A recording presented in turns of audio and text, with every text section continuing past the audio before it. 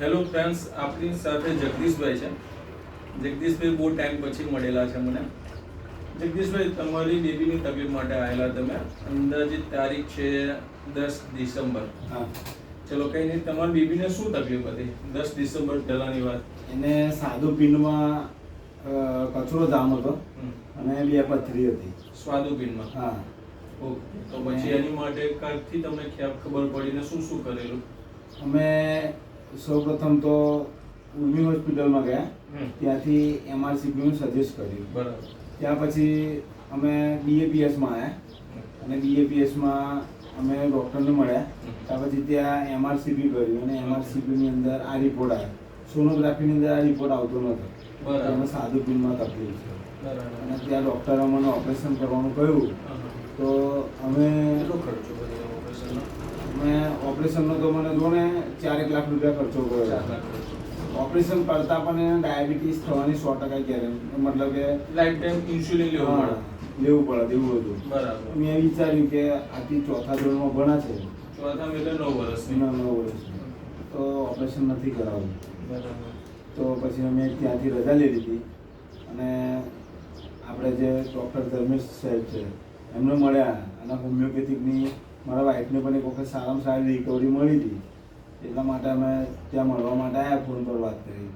તો એમને જે દવા આપી એનાથી એવું કહેવાય ને કે 40-85% તો ફરક ત્યાંથી દુખાવાનો, જે એને દુખાવાની દુખાવો તકલીફ, કેટલા ટાઈમથી હતો એમને? દુખાવો તો ખાસો 2 વર્ષથી હતો. 2 વર્ષથી છોકરીને દુખાવો હતો.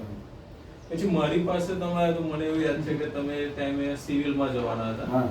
તમે એડી બે ગવર્મેન્ટ હોસ્પિટલમાં બરોડામાં ત્યાં શું SSGમાં પણ બતાવી ને વાત કરી બતાવો.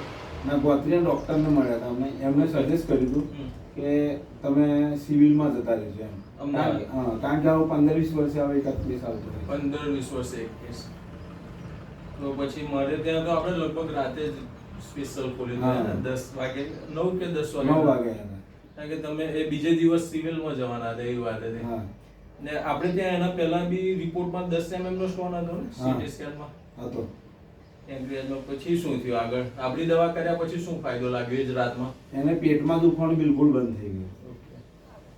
આ મોટો ફાયદો એ હતો. અને ત્યાં પછી ત્યાં રિપોર્ટો કર્યા, એની મેં થોડું આમ નોર્મલ આવ્યું હતું અને ફરી વખત જે રિપોર્ટો કર્યા, આ દવા મતલબ કે એ દવા ચાલુ જ રાખી હતી, પણ આ તમે કહ્યું હતું એ પ્રમાણે દવા આપ્યા પછી કલાક પછી એ દવા આપવાની એમાં ચાલુ રાખી હતી. અને પછી પથરી હતી બીજા રિપોર્ટમાં અમદાવાદ સિવિલમાં? ના, બીજા રિપોર્ટમાં પછી નથી આવી. પથરી ડિઝોલ્વ થઈ ગઈ હતી 4 થી 5 દિવસમાં.